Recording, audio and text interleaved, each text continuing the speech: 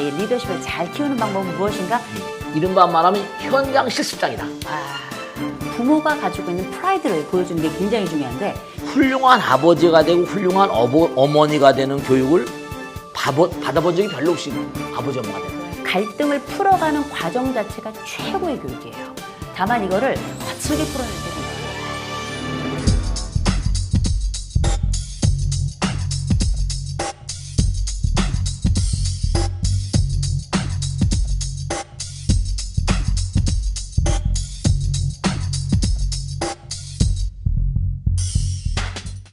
요즘 사실 애들 보면 스님 네. 되게 측은할 때가 많아요. 왜냐면 학교 마치고 오면 맞벌이 부부 같은 경우는 얘 혼자 돌잖아, 학원. 그렇죠. 계속 돌잖아요. 그러고 오히려 어떨 땐 막 더 퇴근하는 부모보다 늦게 올 때도 있거든. 그럼요. 초등학생이요. 그렇지. 근데 그러다 보니까 보상 심리라고 해야 되나?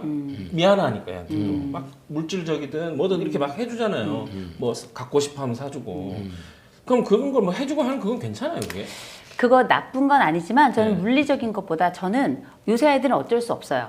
그게 옛날에야 뭐 야 나 개구리 잡으러 왔어 뭐 이렇게 이야기를 하지만 실제 옛날에도 해야 될 건 다 했어요. 그리고 다만 지금보다 조금 낫고 기억이 좋을 뿐이지 옛날에 대신 힘들고 어려웠거든요. 못 먹고 배고프고. 아 근데 아시겠지만 애들 뭐 자전거, 핸드폰, 없는- 컴퓨터. 그럼요. 네, 뭐 애들 가지고 있는 게임기. 장비만 해도 제가 볼 어마어마해요. 때는 그거 팔면 다음 생애까지 편안하게 살아요. 맞아요. 그럴 정도인데 네. 문제는 뭐냐 애들이 안쓰러워서 그렇긴 한데 저는 이렇게 봐야 될 것 같아요. 결국은 관계라는 건 팩트가 없어요. 다 해석입니다. 그 사람과 나 사이의 모든 관계는 실질적인 게 아니라 내가 그렇게 본다예요. 이걸 우리 해석이라고 부를 텐데 아이가 예를 들어서 학원을 막 뺑뺑이를 막 돌아서 그럼 안쓰럽죠. 그렇죠. 안쓰러운데 중요한 건 뺑뺑이를 돌아도 공부를 못 한다는 거. 그런데 네. 안쓰럽게 뺑뺑뺑 도는데 그래도 어떻게 그게 안쓰러우니까 아유 힘들었지 자전거, 힘들었지 휴대폰 사준 다음에도 어떻게 1시간이지만 아유 네가 안 됐잖니 2시간 이런 식으로 간다면 아이는 나중에 그럴 거예요. 내가 고생한 만큼 반드시 내 부모는 나에게 보상을 해야 돼. 그게 하나의 습관처럼 자리 잡는데 진짜 큰 보상은 전 이렇게 가야 된다고 생각해요. 저희 아이들에게 쓰는 방법인데 저희 아이들도 최근에 이제 학원을 다니기 시작했는데 몇 살이죠? 저희 이제 큰애는 고등학생이고 작은애는 중학생인데요. 이게 많은 분들이 빨리 결혼하셨나요? 아니요, 많은 분들이 이렇게 얘기하더라고요. 그렇게 얘기하시면 좋죠. 많은 분들이 애들이 좀 어리다 이런 건데 네. 고생을 해서 이래요. 그런데 저희 아이들에게는 저는 이런 방법을 쓰고 있습니다. 아이들 학원 딱 힘차게 갔다 오잖아요. 그럼 애가 완전히 얼굴이 노래져요. 힘들어가지고. 근데 제가 이렇게 이야기합니다. 야, 너 고생하는데 너 훌륭하다. 네가 선택한 네 삶을 잘 살고 있다. 왜냐? 학원 등록하더라도 그 학원 안 갈 수 있어요. 자의로. 다리가 있잖아요. 네네. 그리고 다른데 뭐 우리가 흔히 옛날에 쓰는 표현은 톡 낄 수 있잖아요. 네네네. 그렇죠? 땡땡이 아니면 치고. 딴 데 가서 땡땡이 칠 수 있잖아요. 근데 지가 학원을 가고 온 거 아니에요. 결국 가는 것도 선택이고 오는 것도 선택이었거든요. 네가 선택한 그 삶을 잘 살았다. 아주 훌륭하다. 멋지다. 그리고 네 삶에 대해서 그렇게 스스로 박수 칠 뿐만 아니라 부모도 박수 친다는 건 우리가 알고 있는 모든 주변의 사람들이 다 박수를 친다는 거 그건 너의 공이다. 훌륭하다. 그걸 우리는 독립적 인간으로 부른다. 그러니까 그렇게 얘기를 해줘요? 그럼 전 아예 대놓고 이야기 자주 해줘요. 이게 물질적 좋겠다. 보상이 아이를 삐뚤어지게 하는 것이 이제 이 마음의 보상이 아이를 삐뚤어지게 하는 법은 한 번도 없다는 거죠. 우선 아이간에 인정의 농하면 도신소라고 그러는 것처럼 너무 인정 있잖아. 물질적인 마음이라거나 깊은 어떤. 왜냐하면 우리가 이제 껍데기 감각적인 세계가 있고 그 다음에 감정적인 세계가 있고 그 다음에 깊은 세계가 있다고. 에고에서의 깊은 세계. 근데 서로 아이들이 모르는 것 같지만 다 알아. 아이들이 다 알기 때문에 아까 가족회의라고 그랬지. 내가 예를 들면 우리나라가 지금 일본 있지, 그지? 여기 한국 있지, 북한 있어, 그 다음에 중국 있다고, 소련 있고 미국 있고 가운데 껴 있잖아. 근데 왜 바로 옆에 나라 중국은 워낙에 큰 나라고 네. 일본이 여러 옆에 있잖아. 근데 항상 일본에 뭔가 아니 이게 뭐 독도니 해가지고 우리가 식민지한테 뭐 철천지 왼수처럼 그러잖아, 그지? 뭐 일본 얘기만 하면 알레르기 반응 일으키고. 근데 일본 사람들이 왜 저렇게 외국 같은데 구라파라 이런 데는 우리나라 관광객 오는 건 게임도 안 돼. 전부 다 일본으로 가거든. 근데 그 사람들이 가지고 있는 그런 특징 가운데 하나는 이른바 사무라이 들어봤지, 사무라이. 네, 사무라이. 사무라이의 아내, 이건 무서워.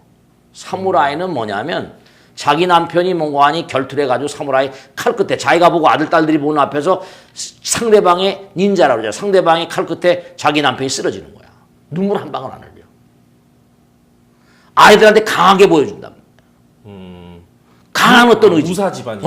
사무라이. 그러니까 사무라이 정신이 결국은 뭔가 하니 명치유신 때 해가지고 일본을 저렇게 키운데 왜냐면 근본적으로 좀 강해야 되고 아이들이 그럼 이제 뭐 학원 갔다가 오고 뭐 돌고 너무 측은하게 생각하면 안 돼. 우린 전부 다 뭔가 하니 혼자서 나서 내물며 걱궁수라 혼자서 나서 혼자서 엄마 아버지가 키워주는 기간이 있지만 혼자 가야 돼. 그렇죠. 혼자 또 죽어야 되고. 이게 어떻게 이제 또 달리 들으시는 분들은 애를 강하게 키우려면 왜 이렇게 생각하시는 게 그게 아니라 제가 지광스님의 이제 뜻을 읽을 때에는 이를테면 옛날에는 어떻게 남자가 울어? 그렇죠. 뚝! 뭐 이거였잖아요. 근데 옛날에는 그런 방식으로 했어요. 왜냐하면 그렇게 하는 것이 옳다고 믿었고 그게 사회의 분위기였고 그게 교육의 방식이었기 때문에 아는 것들이 거기까지였어요. 그런데 지금은 또 다른 방식이에요. 아이를 강하게 키우는 방법이 어떤 게 있냐면 이를테면 남자애가 운다. 네. 그러면 아니 남자는 원래 3번 울잖아요. 네. 나라가 망했을 때 부모님 돌아가셨을 때 울고 싶을 때 이렇게 우는 거 아니에요. 아무 때나 인간이니까 울 수 있는 거예요. 그런데 남자애가 울면 그걸 또 나무라잖아요. 근데 이렇게 이야기하는 거죠. 너 우는구나. 눈물 뚝뚝 떨어질 수 있어. 울 만큼 울고 그 다음에 다시 툭툭 일어나자. 이렇게 이야기하는 것과 울지 마! 이거 하고 결과는 똑같아요. 목소리 남자 같아요. 이 안에 남자 있다? 네. 그런데 그 얘기는 뭐냐면 사실 팩트는 똑같아요. 사실은 크게 다르지 않아요. 네. 아이가 웁니다. 울음을 멈춥니다. 이 사이에 뭐가 들어가냐면 하나는 닥쳐! 울지 마! 이게 있었고 또 하나는 충분히 울어. 그 다음에 다시 일어나자. 이거는 그 사이에 엔딩은 똑같은 것 같지만 과정이 다른데 인생은 끝이 아니라 과정이잖아요. 근데 저는 개인적으로 제가 어른이지만 누군가가 교수님처럼 제가 기댈 수 있거나 그러는 사람이 그런 얘기를 방금 그래 그럴 수 있어 다시 일어나자 라든지 너 잘하고 있어 라든지 이걸 뭐 해주는 사람이 있다면 지금도 굉장히 용기를 많이 갖고 그럼요. 살 수 있을 것 같아요. 자, 예. 중요한 건 뭐냐면 외부에다 뭘 의존하지면 안 돼. 우리 내면에 정말 비할 바 없는 위대한 존재가 있어. 즉 실제로 모든 위대한 자들이 결국 뭐냐면 가만히 생각해 봐봐. 뭐 배우고 이제 교육의 어떤 기능이 굉장히 중요하지. 그런데 거기 가다 보면은 탁월한 예를 들어 뭐 예수님도 광야에 가서 뭔가 아니 뭐 40일간 단식기도 했다는 거야. 죽기 살기로 뭐 하는 거지. 그리고 서간모니 부처님도 뭔가 아니 무슨 보리수 밑에서 6년 고행했다고 나오고 뭐 마음에 또 히라의 동굴에 가가지고 뭐 죽을 똥살똥해서 뭐 가브리엘 천신을 봤다고 그러고. 그러니까 결국은 뭐냐면 참 안타까운 게 뭐냐면 이 광활한 우주가 하나에서 나왔다 그랬지. 그지? 네. 하나에서 나온 거야. 하나에서 나온 하나님이야. 하나인이 원리스 하나님이라고. 하나님이 부처님 다 하나란 말이야. 이름만 다르지. 그러면 내가 몸과 마음을 다해서 간절한 마음으로 내가 하나의 마음이 되면 공곡전선이라 예를 들어서 빈 계곡에 가서 야호 해봐봐. 메아리와 하나. 오죠.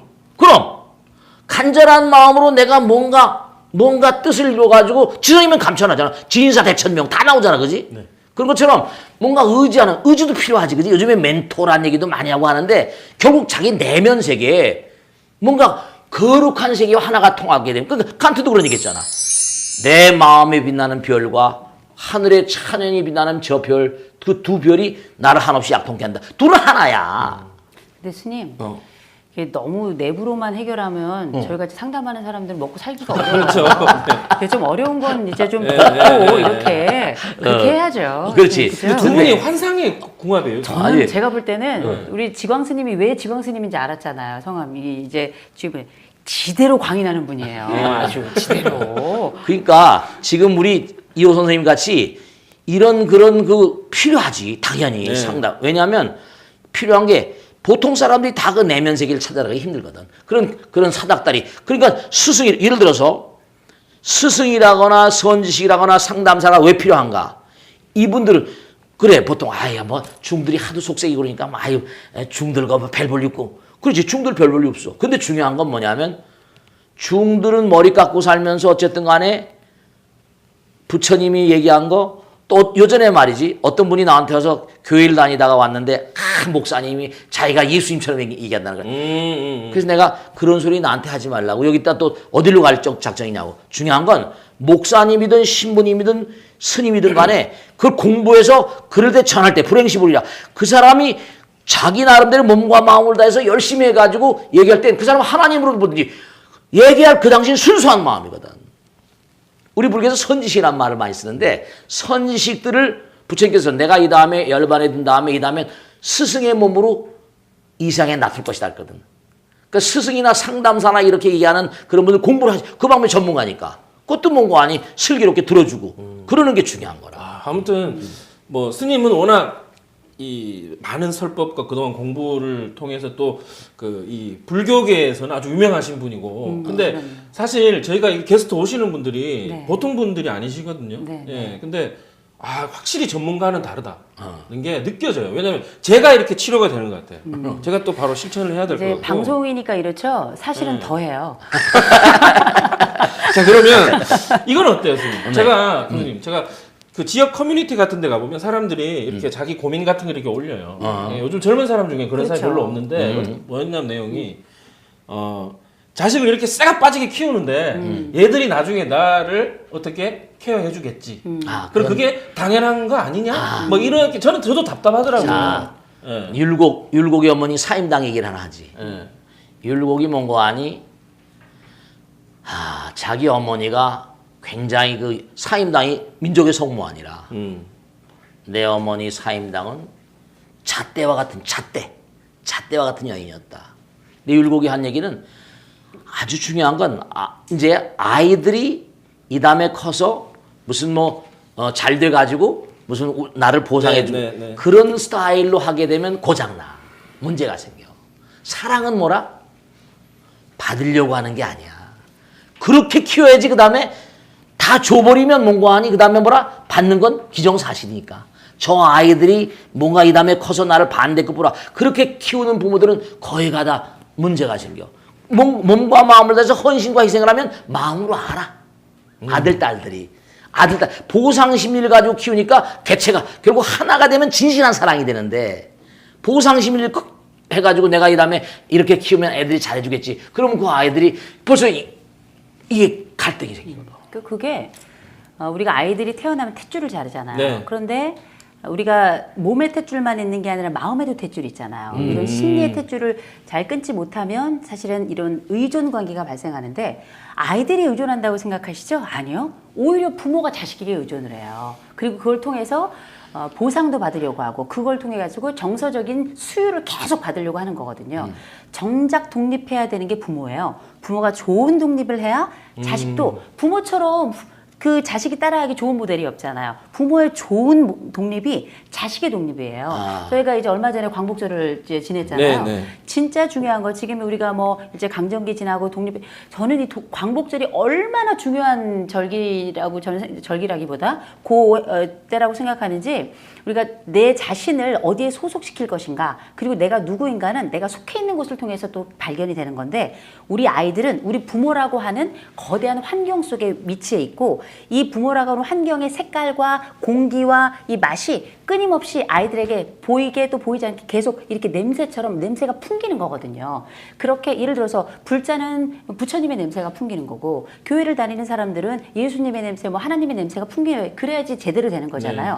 그 아이에게는 부모의 냄새가 풍기게끔 되어 있어요. 성인이 되어서도 그 컬러는 크게 다르지 않고 그 냄새도 크게 다르지 않거든요. 그러면 예를 들어서 말씀하신 것처럼 아유 내 자식이 나를 좀 잘해줄까 나 이렇게 죽도록 했는데 그렇게 생각해요. 저희가 그 얘기를 들어도 아유 저 양반이 왜 저러시나 이런 생각이 들지만 이런 생각 안 해본 부모 하나도 없어요. 다 해본다고요. 다만 분명한 건 의지는 하지만 옛날에는 세대 순환이 됐어요. 나이 든 세대가 그 다음 젊은 세대 꾸려내면 이 꾸려낸 세대가 다시 젊은 세대를 봉양하고 이런 세대 순환이 됐다고요. 이제 세대 순환이 끝났어요. 세대순환이 끝난 세대이기 때문에 그럼 지금 뭘 해야 되는가? 물질적인 부양은 어려워요. 심리적 부양 세대로 가는 거죠. 이제 우리가 그 여러 풍요가 가까울수록 정신은 빈곤해지는 것처럼 우리의 풍요가 많아질수록 진짜 붙잡아야 되는 건 우리의 정신과 관계의 맥이에요. 근데 이제 우리가 좋은 부모가 되고 좋은 부모가 되어서 아예 좋은 리더십을 만들어주고 리더십이라는 게 다 정치에 아니면 다 1등이야 그게 아니고 자기 삶 속에서 타인들과 함께 좋은 관계를 맺어가면서 선한 양식이 되고 선한 힘이 되는 그 모습은 다 리더십이거든요. 그러면 이런 좋은, 그러니까 말 그대로 행복감이 높은 아이를 키우는 거예요. 행복감이 높은 아이를 키우려면 어떻게 해야 되는가? 자식이 못한다고 탓하지 마시고 부모가 지 역할만 잘하면 돼요. 그러니까 많은 심리학자들, 많은 교육학자들이 부모의 역할에 대한 이야기를 하는 거. 이를테면 0에서 1세에는 보통 보육자 역할이라고 해서 애들 똥기저귀 갈아주고 젖도 척하고 물려주고 이거 역할을 해주는 거고, 그러면 아이가 아, 이 세상은 편안하구나, 믿을만하구나 하면서 신뢰감이라는 걸 얻게 되고, 그 부모가 그 역할을 해야 신뢰감이 얻어지는 거예요.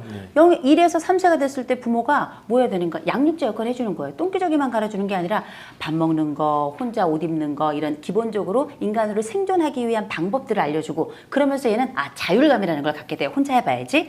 그리고 조금 더 커서 3에서 7세가 되면 훈육자 역할을 해줘야 돼요. 해야 될 것과 하지 말아야 될 것의 경계를 딱 부려주고, 그래야지 애도 어떻게 밖에 나가서 이걸 하면 돼, 이걸 하면 안 돼, 리더십이 만들어지는 거예요. 그리고 나서 아이가 초등학교 7에서 12세, 만 7에서 12세가 되면 이때 부모가 뭐 경제자 역할을 해줘야 되는 거예요.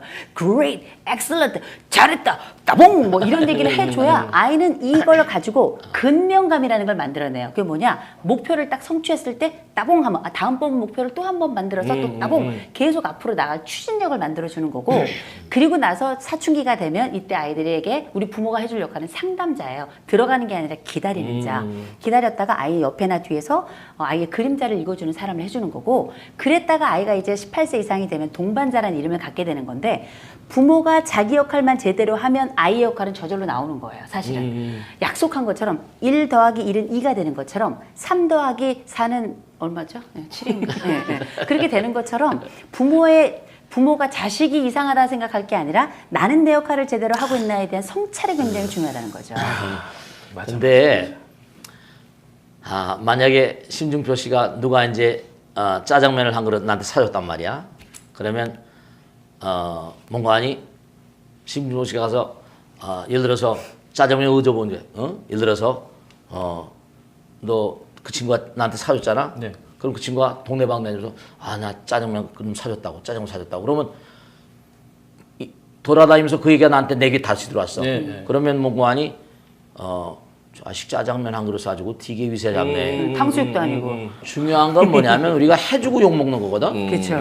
해주고 욕 먹는 거야. 그러니까 이른바 말하면 우리가 삶을 살아가면서 내가 그걸 많이 느끼는데, 많이 보고 느끼는데, 아까도 그 좋은 말씀이 뭐냐면 엄마 아버지하고 아들 딸하고 이제 이른바 말하면 보상을 받는다. 물론 그런 생각 충분히 할 수 있어. 근데 그게 결국은 뭐냐면 아들 딸들이 이렇게 성장을 하면 시집장 가야 되잖아. 네.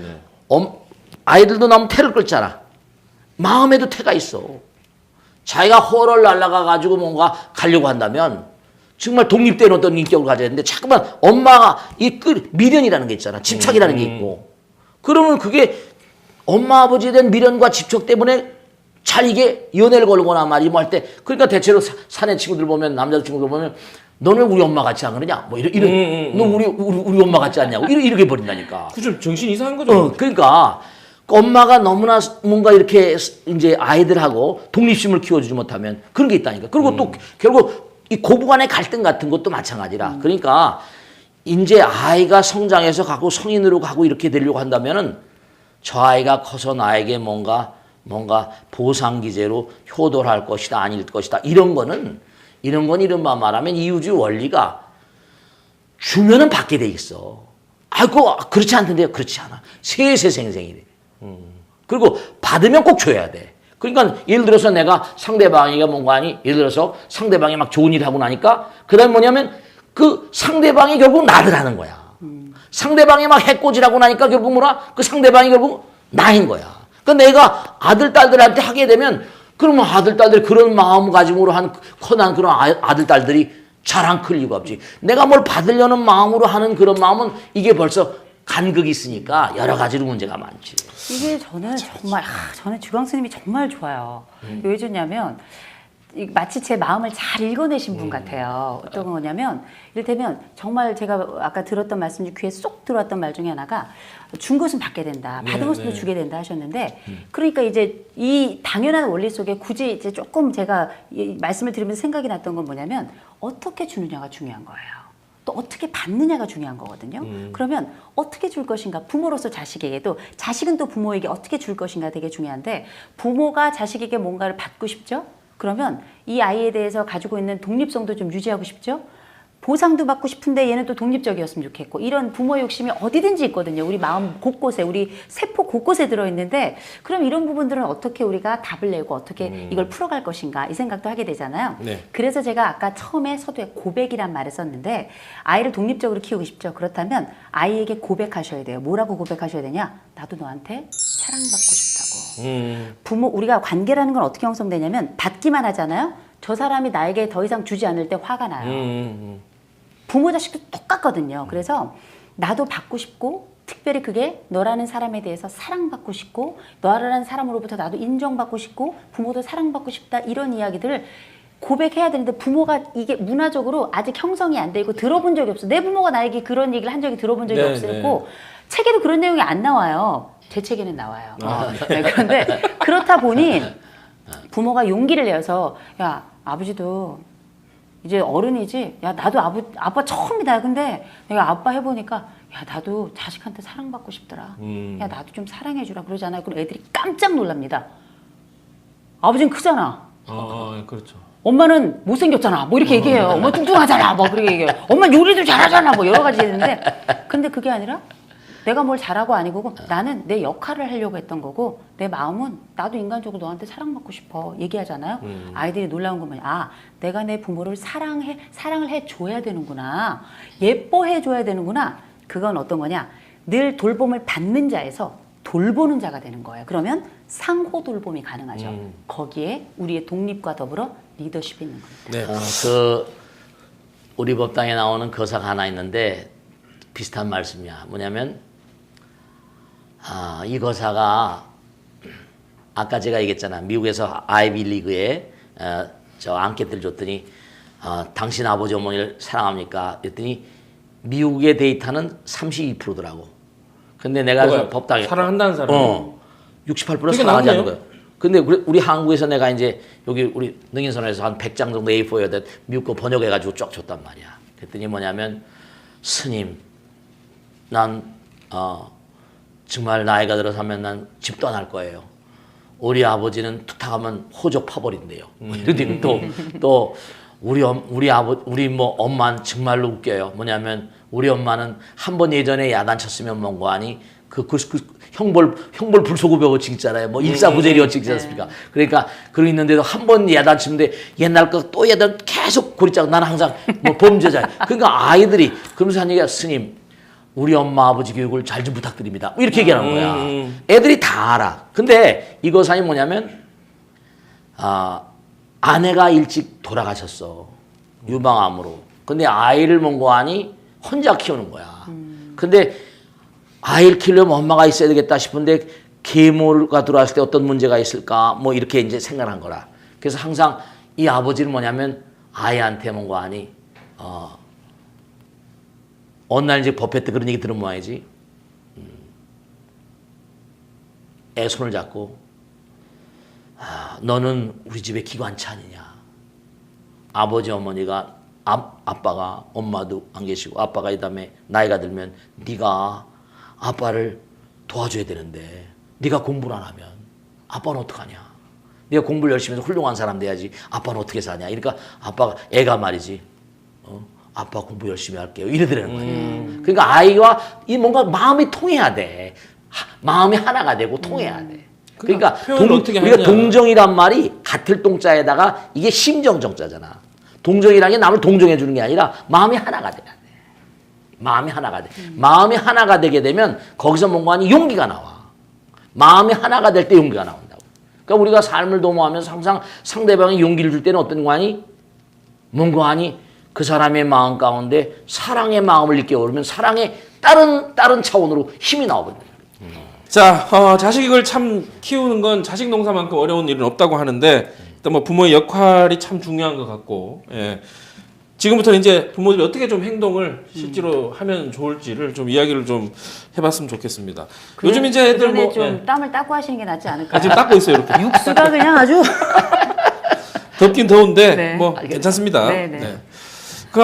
이제 부모 역할에 대해서 이야기를 했고 이제 실제로 어떻게 행동을 하는 게 좋을까에 대해서 이야기를 좀 해볼게요. 요즘 같은 경우는 애들 학원 뭐 유치원 다닐 때는 뭐 장난감부터 시작을 해서 얘한테 뭘 해주면 가장 좋을까를 일단 뭐 고민을 시작을 하는 것 같아요.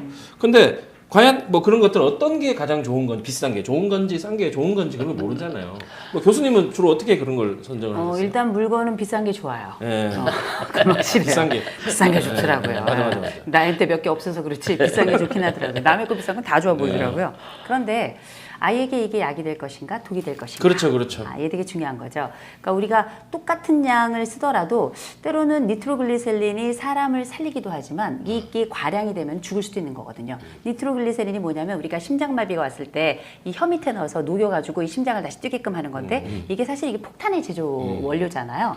심장에 아주 미량이 들어가면 이게 심장을 살리는 도구가 되지만 그게 아니라 다량이 되면은 세상을 멸망시키는 도구가 되는 게 이 니트로글리세린인데 이런 니트로글리세린이 바로 이 물질 문명이 아닌가 싶어요. 그런데 생각해보면 음식이라는 것도 그렇잖아요. 우리를 살리는 것이지만 과다하면 늘 우리에게 해로움이 되는 것처럼 아이들에게 뭔가를 약간의 부족은 늘 창조성을 가져오고 약간의 부족은 이게 내가 어떤 불평의 여지가 아니라 내가 뭘 하면 여기에 더 채워질까에 대한 하나의 가능성의 공간이 돼요. 아이에게 뭘 해주고 싶다면 그건 아이에게 저 같은 경우는 늘 애들 어렸을 때부터 규칙이 있습니다. 70대 30 규칙이에요. 70대 30 규칙인데 아직은 미성년자이고 그리고 뭔가를 필요할 때 뭐 벌이가 없잖아요. 그렇기 때문에 70대 30 법칙이라는 건 뭐냐? 뭔가 필요해? 그렇다면 네가 30을 준비해. 왜냐하면 이제 용돈을 주니까요. 저는 주고 불어주거든요. 그러면 너가 30을 준비해. 그러면 그 30을 가지고 나한테 와서 이 물건이 왜 필요한지 설명해서 나를 설득시켜. 그럼 내가 70을 댈게.